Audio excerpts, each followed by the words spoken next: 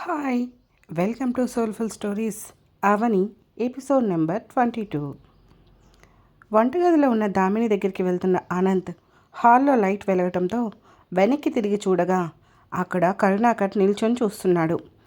అతన్ని చూసి షాక్ అవుతూనే, అబ్బా, ఇప్పుడు ఈ ముసలోడికి దొరికానేంట్రా బాబు అని అనుకున్నాడు అనంత్.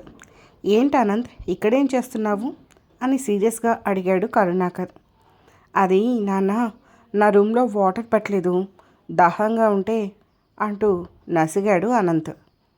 అప్పటికే ఆ మాటల శబ్దానికి దామిని మేల్కొని అయోమయంగా తండ్రి కొడుకులను చూసింది. దాహంగా ఉంటే ఫ్రిడ్జ్ హాల్లోనే ఉంది కదా, మరి వంటగది వైపు వెళ్తున్నావెందుకు అని అడిగాడు కరుణాకర్. నాకు ఈ మధ్య చల్లటి నీళ్ళు పడటం లేదు నాన్న అన్నాడు అనంత్.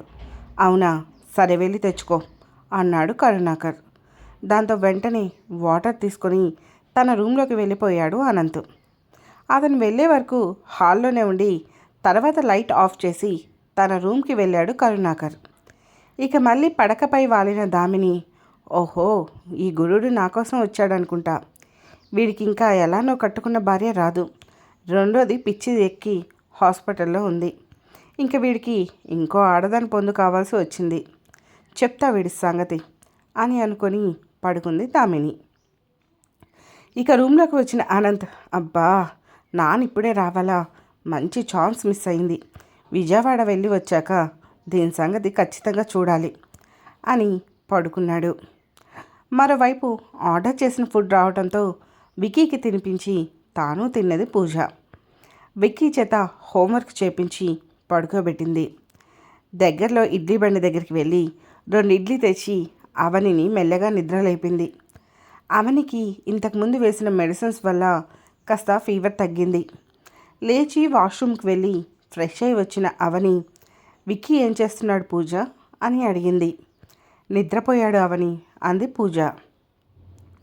తిన్నాడా ఏమైనా, లేదంటే విసిగించాడా అని అడిగింది అవని. లేదు, తినేసర్లే, నువ్వు తిను అంటూ అవనికి ఇడ్లీ ఇచ్చింది పూజ.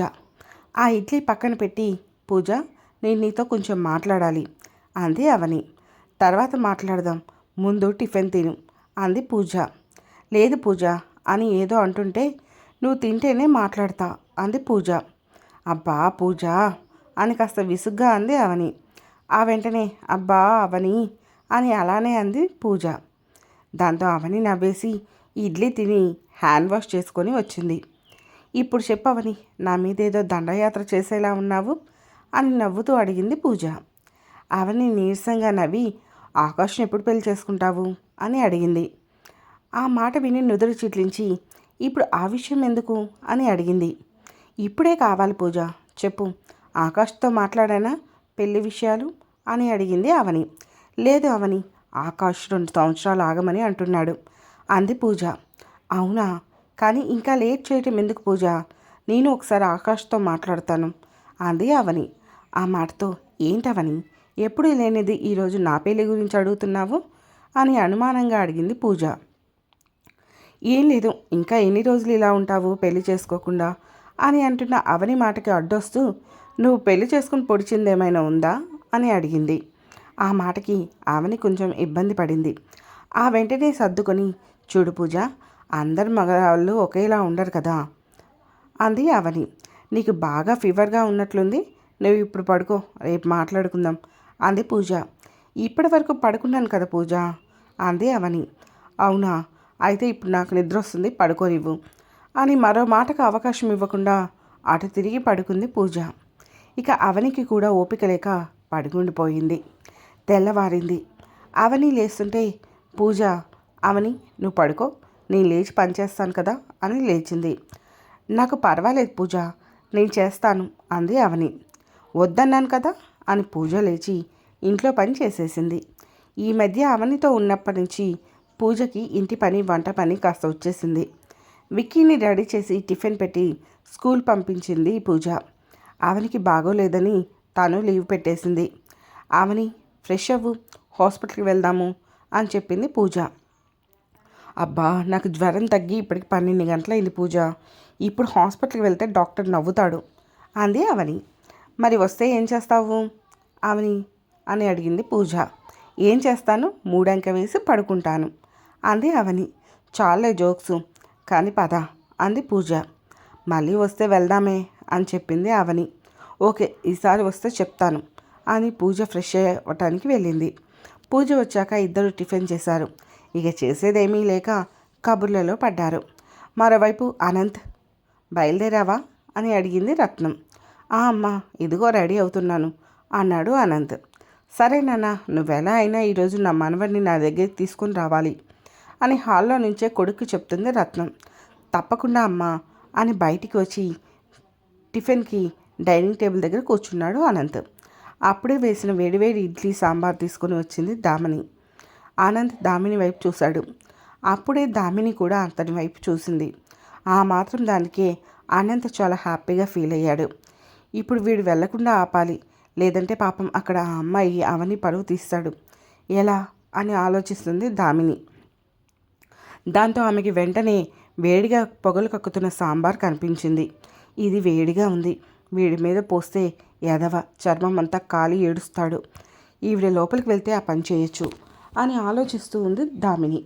కానీ రత్నం అక్కడి నుంచి ఇంచు కూడా కదలలేదు. అనంత్ టిఫిన్ చేసి చేయి కడుక్కుంటున్నాడు. అతన్ని ఎలా ఆపాలో తెలియక ఆలోచిస్తూ ఉంది దామిని. ఒరే అనంత్, ఎక్కడికి వెళ్తున్నావు అని అడిగాడు కరుణాకర్.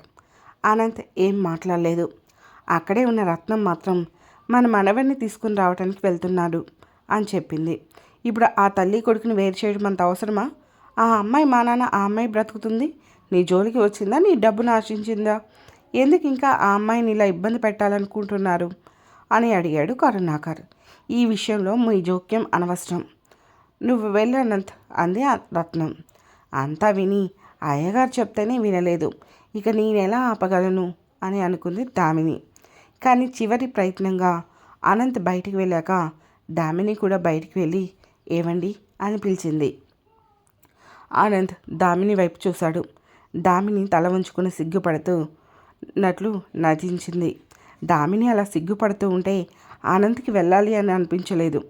కానీ రత్నం ఊరుకోదు అని దామిని దగ్గరికి వచ్చి త్వరగా వస్తాను, వచ్చాక మాట్లాడుకుందామే అని చెప్పి వెళ్ళిపోయాడు అనంత్.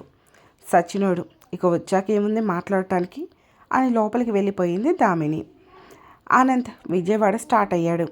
అక్కడికి కేవలం 1.5 గంటల ప్రయాణం అంతే. మరోవైపు మాటల మధ్య పూజ, ఆకాష్ ఫోన్ నెంబర్ ఇవ్వు అంది అవని. ఎందుకు అని అడిగింది పూజ. పనిలేక ఆకాష్తో కాసేపు సొల్లు వేయటానికి అంది అవని. నీకు ఈ మధ్య వెటకారం ఎక్కువైంది గోవర్ధన అంది పూజ. మరి లేకుంటే ఏంటే, మీ పెళ్లి గురించి మాట్లాడతా ఆకాష్ ఫోన్ నెంబర్ ఇవ్వు అంది అవని. నాకు ఇప్పుడే పెళ్లి చేసుకోవాలని లేదు అవని, ఒక 2 సంవత్సరాల తర్వాత చేసుకుంటాను అంది పూజ. ఈ 2 సంవత్సరాల్లో నా జీవితాన్ని అందలం ఎక్కిస్తావా అని అడిగింది అవని. ఆ మాటతో షాక్ అవుతూ అవని అంది పూజ. ఏంటి అవని అని దీర్ఘం తీస్తున్నావు, నా గురించే కదా నువ్వు పెళ్లి చేసుకుని అని అంటున్నావు అని అడిగింది అవని. ఆ మాటకి మరింత షాక్ అవుతూ అవని, నీకు ఈ మాట ఎవరు చెప్పారు అని అడిగింది పూజ. ఎవరు చెప్తే ఏంలే, కానీ నేను నీకేమవుతాను పూజ చెప్పు. నా కోసం నువ్వు పెళ్ళి వాయిదా వేసుకుంటావా? నా జీవితం ఇక ఇంతే. నువ్వు నన్నేదో చేయాలి అని అనుకుంటున్నావు, కానీ అంతా టైం వేస్ట్ పూజ. నేను ఒక ఎండిపోయిన కట్టెని పూజ. విక్కీ అనే హోప్ లేకుంటే నేను అసలు ఎప్పుడో చచ్చిపోయేదాన్ని పూజ అంటున్న అవని మాటలకు అడ్డొస్తూ, అవని ఏంటి ఆ మాటలు అని అడిగింది పూజ. చెప్పేది నిజం పూజ. అలాంటి నా కోసం నువ్వు నీ జీవితంలోని మధుర క్షణాలను దూరం చేసుకోవద్దు అంది అవని. నువ్వు నాకేమవుతావు అనేదానికి నా దగ్గర సమాధానం లేదు అవని. ఫ్రెండ్వా అంటే అంతకన్నా ఎక్కువే, అక్కవా అంటే అంతకన్నా కూడా ఎక్కువే. నువ్వు నేను ఇష్టంగా తీసుకున్న నా బాధ్యత అవని అంది పూజ. ఆకాష్ని పెళ్లి చేసుకొని కూడా నువ్వు మమ్మల్ని చూసుకోవచ్చు కదా పూజ. అయినా కట్టుకున్నవాడే గాలికి వదిలివేశాడు, అంతా నా తలరాత, దానికి నువ్వెందుకు బాధ్యత తీసుకోవాలి చెప్పు అంది అవని. ఇలా ఇద్దరు చాలాసేపు వాదించుకొని అలసిపోయారు. ఇక మరోవైపు విజయవాడ వచ్చిన అనంత్ అవని జాడ కోసం విజయవాడంతా వెతకడం స్టార్ట్ చేశాడు. అంత పెద్ద ఊర్లో వాళ్ళని ఎక్కడని వెతుకుతాడు, ఏ గల్లీ అని గాలిస్తాడు. వెతికి వెతికి అలసిపోయి ఆకలి అవ్వడంతో కనిపించిన రెస్టారెంట్కి వెళ్ళి శుభ్రంగా బిర్యానీ తిన్నాడు అనంత్. కాసేపు అక్కడే కూర్చొని బయటికి వచ్చి మళ్ళీ వెతకడం స్టార్ట్ చేశాడు. అప్పటికే టైం మధ్యాహ్నం 3:30 దాటింది. అనంత్కి బాగా కోపం వస్తుంది. ఆ కోపం వలన అతనిలో ఇంకా ఇంకా పంతం పెరుగుతుంది.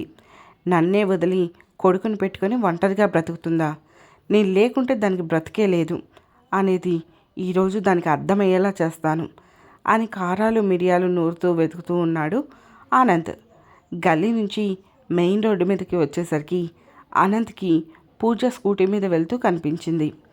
తనని చూసి ఈ అమ్మాయిని ఎక్కడో చూసానే, ఎక్కడా అని థింక్ చేస్తూ ఇది ఆ రోజు విక్కీని హాస్పిటల్ నుంచి అవన్నీ తీసుకొని వెళ్ళేటప్పుడు దాని పక్కనే ఉంది కదా, దీనిని పట్టుకుంటే ఖచ్చితంగా దాని అడ్రస్ దొరుకుతుంది అని అనుకున్నాడు అనంత్. ఇక అంతే, కార్ పూజ వెనక్కి మళ్ళించాడు అనంత్. పూజ స్కూల్కి వెళ్ళి విక్కీని ఎక్కించుకొని మళ్ళీ రిటర్న్ అయింది. ఇదంతా దూరం నుంచి కారులో ఉండే గమనిస్తున్నాడు అనంత్. విక్కీని చూడగానే అనంత్లోని తండ్రి హృదయం లేచింది. విక్కీని దగ్గరికి తీసుకోవాలి అని అనిపించింది. ఈ కాసేపు ఓపిక పడితే ఇక విక్కీని నేనే తీసుకొని వెళ్ళొచ్చు, ఈ రోడ్డు మీద కన్నా ఇంటి దగ్గరికి వెళ్ళే తేల్చుకోవాలి అని పూజ స్కూటీని ఫాలో అవుతూ అవని ఇంటి దగ్గరికి చేరుకున్నాడు అనంత్. పూజ విక్కీ లోపలికి వెళ్ళిన దాకా వెయిట్ చేశాడు. తర్వాత కొద్ది దూరం వెనక్కి తీసుకువెళ్ళి కార్ పార్క్ చేసి వెనక్కి వచ్చాడు. పూజ లోపలికి వెళ్ళిన 10 నిమిషాలకి అనంత్ వెళ్ళి అవని ఇంటి డోర్ కొట్టాడు. ఆ శబ్దం విని ఇంట్లో ఉన్న అవని పూజ ఒకరి ముఖం ఒకరు చూసుకున్నారు. మన ఇంటి డోర్ కొట్టేదెవరు, అది కాలింగ్ బెల్ ఉండగా అని అనుకొని పూజ వెళ్ళి తలుపు తీసి ఎదురుగా ఉన్న అనంత్ని చూసింది. ఎవరు మీరు, ఏదో రాంగ్ అడ్రస్కి వచ్చారు అని డోర్ క్లోజ్ చేసింది. పూజ అలా డోర్ క్లోజ్ చేసేసరికి అనంత్కి కోపానికి అర్జం పోసినట్లు అయింది. తలుపులపై మళ్ళీ దబా దబామంటూ బాధటం మొదలుపెట్టాడు అనంత్. ఎవరు పూజ అని అడిగింది అవని. మీ ఆయన గారు అయినటువంటి శ్రీ శ్రీ శ్రీ అనంత్ గారు వచ్చారు అని కాస్త వెటకారంగా అంది పూజ. ఆ మాటకి అవని ముఖంలో నెత్తురు చుక్క మాయమైంది. నేను నీ ఇంట్లో ఉంటున్నట్లు ఇతనికి ఎలా తెలిసింది, అసలు ఇప్పుడు ఎందుకు వచ్చాడు, మళ్ళీ నా బాబుని తీసుకొని వెళ్ళిపోతాడా అని విక్కీని దగ్గరికి తీసుకొని హక్ చేసుకుంది అవని. తను బాగా భయపడుతూ ఉన్నది అనటానికి సూచనలుగా తన మొహమంతా కూడా చెమటతో నిండిపోయింది. అనంత్ డోర్ గట్టిగా కొడుతూ ఉండటంతో చుట్టుపక్కల ఇళ్ళ వాళ్ళు అంతా చుట్టూ పోగయ్యారు. ఏమైనా ఒక విషయం జరుగుతూ ఉంటే అందరూ పోగొవ్వటం కామన్ కదా, ఎవరయ్యా నువ్వు, ఎందుకు ఆ తలుపులు అలా కొడుతున్నావు అని అడిగాడు అక్కడున్న గుంపులోని ఒక పెద్ద మనిషి. డోర్ శబ్దం చేయడం ఆపి ఆ వ్యక్తి వైపు తిరిగి, ఈ ఇంట్లో నా పెళ్ళాం ఉంది, తన కోసం డోర్ కొడుతున్నాను అని చెప్పాడు అనంత్. ఏం పేరు మీ ఆవిడ పేరు అని అడిగాడు అదే పెద్ద మనిషి. అవని అని చెప్పాడు అనంత్. అవునా, నిన్నెప్పుడు ఇక్కడ చూడలేదే అని అడిగాడు మరొకరు. నేను ఎప్పుడు ఇక్కడికి రాలేదు, అదే దానికి మొగుడు అవసరం లేదు అని నా కొడుకుని తీసుకొని ఇక్కడికి వచ్చింది అని చెప్పాడు అనంత్. ఇదంతా లోపల నుంచి వింటున్న అవని పూజ ఇక ఆగలేకపోయారు. అవని విక్కీని పూజకి ఇచ్చి కళ్ళు తుడుచుకొని, పూజ విక్కీని అస్సలు బయటికి రానివ్వకు అని చెప్పి డోర్ దగ్గరికి వెళ్ళింది. ఓ క్షణం ఆగి గట్టిగా ఊపిరి పీల్చి వదిలి డోర్ తెచ్చింది అవని. బయట వాళ్ళతో మాట్లాడుతూ ఉన్న అనంత్ తలుపు శబ్దం వినిపించడంతో అవని వైపు తిరిగాడు. అవని చేతులు కట్టుకొని అతన్ని సూటిగా చూస్తూ నిల్చున్నది. నా కొడుకు ఎక్కడున్నాడు అని అడిగాడు అనంత్. ఎందుకు అని ఎదురు ప్రశ్నించింది అవని. వాడు నా కొడుకు, నా వెంటకు తీసుకువెళ్ళాలి అని చెప్పాడు అనంత్. వాడు నాకు కూడా కొడుకు అని నేను ఇవ్వను అని చెప్పింది అవని. నేను నీతో కాపురం చేయకుండానే వాడిని కన్నావా అని వెటకారంగా అన్నాడు అనంత్. ఆ మాటకి అవని ఇబ్బందిగా చెవులు మూసుకుంటూ, ఏం మాట్లాడుతున్నారు అనంత్ మీరు అని అరిచింది. నేనేమన్నాను, నేను ఇవ్వకపోతే నీ కొడుకు ఎలా అయ్యాడు అని అడిగాడు అనంత్. మరి నేను 9 నెలలు మోసి కనకపోతే మీకు మాత్రం ఎక్కడి నుంచి వచ్చేవాడు అని అడిగింది అవని. అప్పటికే పూజ విక్కీకి ఫోన్లో బొమ్మలు పెట్టించి, నాన్న విక్కీ అస్సలు బయటికి రాకు అని చెప్పి తను వచ్చి అవనికి కొద్ది దూరంలో నిల్చుంది. నేను మీకు అదే చెప్తున్నాను అనంత్, నేను లేకుండా నా కొడుకు ఎలా వస్తాడు, మీరు నా సహనాన్ని ఇంకా పరీక్షించకండి. మీరెన్ని చేసినా ఏం చేసినా నేను మిమ్మల్ని ఏమీ అనలేదు. నా బ్రతుకు నేను బ్రతుకుతున్నాను. ఇలా కూడా నన్ను బ్రతకనివ్వరా? ఇక నన్ను గౌరవంగా ఉండకుండా చేశారు. ఇక మీరు చేసింది చాలు. మీరు ఇక్కడి నుంచి వెళ్ళకపోతే నేను పోలీస్ రిపోర్ట్ ఇవ్వాల్సి ఉంటుంది అని వేలు చూపిస్తూ హెచ్చరించింది అవని. నిజానికి అవని ఏడుస్తూ వెళ్ళిపోండి అని బ్రతిమాలుతుంది అనుకున్నాడు అనంత్. అలాంటిది అంతమంది ముందు అవని అలా బెదిరించినట్లు మాట్లాడేసరికి అనంత్ ఈగో దెబ్బతిన్నది. తనేం చేస్తున్నాడో అసలు తను ఎక్కడున్నాడో కూడా మర్చిపోయాడు. వెంటనే అవని చెంపపై లాగిపెట్టి ఒక్కటిచ్చాడు. ఆ దెబ్బకి పాపం అవని 2 రౌండ్లు తిరిగి కింద పడిపోయింది. దాంతో అక్కడ ఉన్న అందరూ షాక్ అయిపోయారు. ఇంతలో అనంత్ చెంపపై ఒక గట్టి దెబ్బ తగిలింది. అది చూసి ఇంకా మరింత షాక్ అయ్యారు చుట్టూ ఉన్న జనాలు. ఆ తర్వాత ఏం జరిగిందో తెలియాలి అంటే మీరు వెంటనే మా సోల్ఫుల్ స్టోరీస్ ఛానల్ని సబ్స్క్రైబ్ చేసుకోండి. అలానే స్టోరీ మీకు నచ్చినట్లయితే లైక్ చేసి షేర్ చేసి కామెంట్ చేయండి. Thank you so much.